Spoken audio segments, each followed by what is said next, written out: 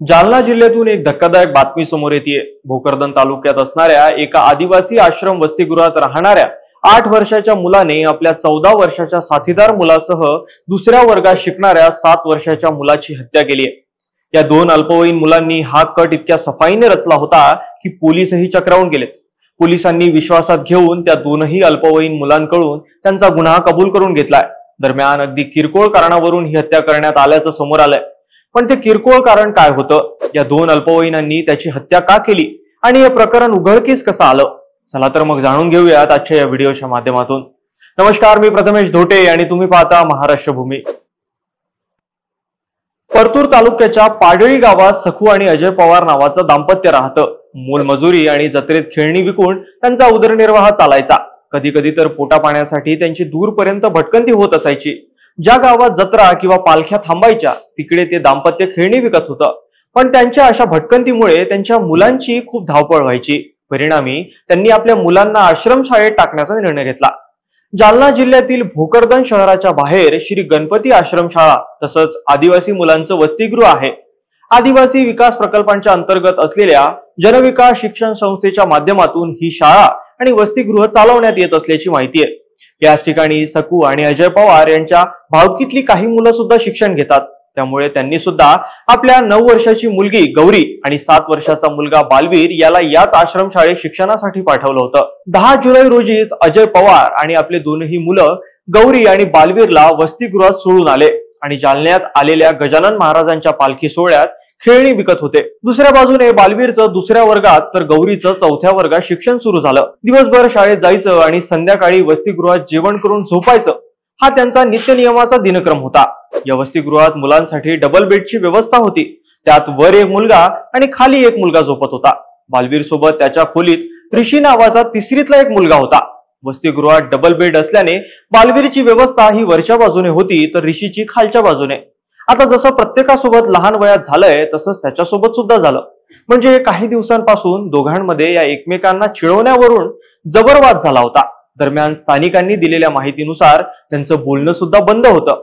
याच वादातून 2 दिवसांपूर्वी शाळेच्या मैदानावर त्यांच्या खेळण्यावरून पुन्हा वाद झाला। हा वाद इतका वाढला की त्यावेळी तिथं त्यांच्यात हाणामारी सुद्धा झाली होती। दरम्यान त्यांचा राग कुठेतरी ऋषीच्या मनात होता। त्याला बालवीर सोबत झालेल्या भांडणाचा बदला घ्यायचा होता। त्यासाठी त्याने आपला 8वी मध्ये शिकणारा 14 वर्षाचा मित्र पंकज याच्यासोबत मिळून बालवीरची हत्या करण्याचा निर्णय घेतला। पण हत्या करायची कशी? मग त्यांनी डाव आखला की सगळे झोपी गेल्यानंतर आपण कपडे वाळत घालण्याच्या दोरीने बालवीरचा गळा आवळायचा आणि त्याची हत्या करायची। 21 जून सोमवारच्या रात्री ऋषी आणि पंकजने आपला डाव पूर्णत्वास घेऊन जाण्याचं ठरवलं। संध्याकाळी 7 वाजेच्या सुमारास वसतिगृहातील सर्व मुलांनी जेवण केलं आणि जवळपास 9 वाजेपर्यंत सगळे आपापल्या खोलीत झोपायला गेले। दुसऱ्या बाजूला ऋषीने संध्याकाळीच आपल्या खोलीत कपडे वाळत घालण्याची दोरी आणून ठेवली होती। सगळे झोपल्यानंतर रात्री 11 वाजेच्या सुमारास पंकजने खोलीचा दरवाजा वाजवला आणि ऋषीने ताबडतोब दरवाजाची कळी खोलून त्याला आतमध्ये घेतलं। पुढे त्या दोघांनी झोपेत असलेल्या बालवीरच्या गळ्याला दोरी बांधली आणि जोरात आवळण्यास सुरुवात केली, ज्यामध्ये चिमुरड्या बालवीरचा मृत्यू झाला।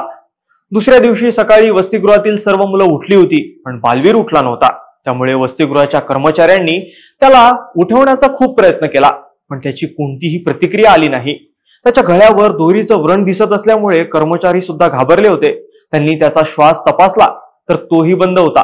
त्यामुळे त्यांनी तात्काळ त्याला शासकीय रुग्णालयात दाखल केलं पण तिथं डॉक्टरांनी त्याला तपासून मृत घोषित केलं।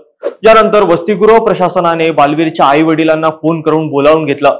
तसंच पोलिसांना सुद्धा फोन करून बोलवण्यात आलं आणि त्यानंतर सुरू झाला आरोपीचा शोध। बालवीरच्या गळावर असलेल्या व्रणावरून त्याची हत्या झाली आहे हे पोलिसांना पक्क माहित होतं। त्यामुळे त्याच्या वसतिगृहातील विद्यार्थ्यांची चौकशी करण्यास सुरुवात झाली। त्यांच्यासाठी सर्वात मोठा संशयित ऋषी होता, कारण त्याचा रूममेट आणि 2 दिवसांपूर्वी त्यांची भांडणं सुद्धा झाली होती।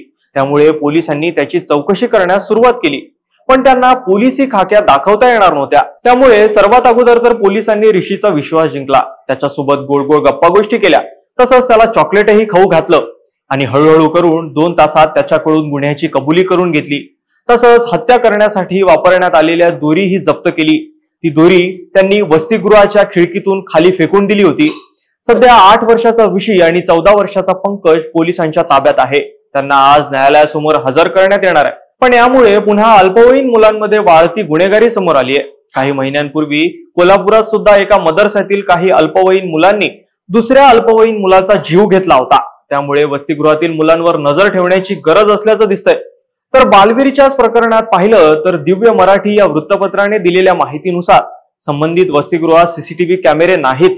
हा सुद्धा सुरक्षेच्या दृष्टीने एक महत्वाचा मुद्दा मानला जातोय। त्यामुळे वसतिगृहाने मुलांवर कडक पाहणी ठेवायला हवी अशी मागणी होतीये। तर आता यावर तुम्हाला काय वाटतं? तुमची प्रतिक्रिया आम्हाला कमेंट्स मध्ये नक्की कळवा। धन्यवाद।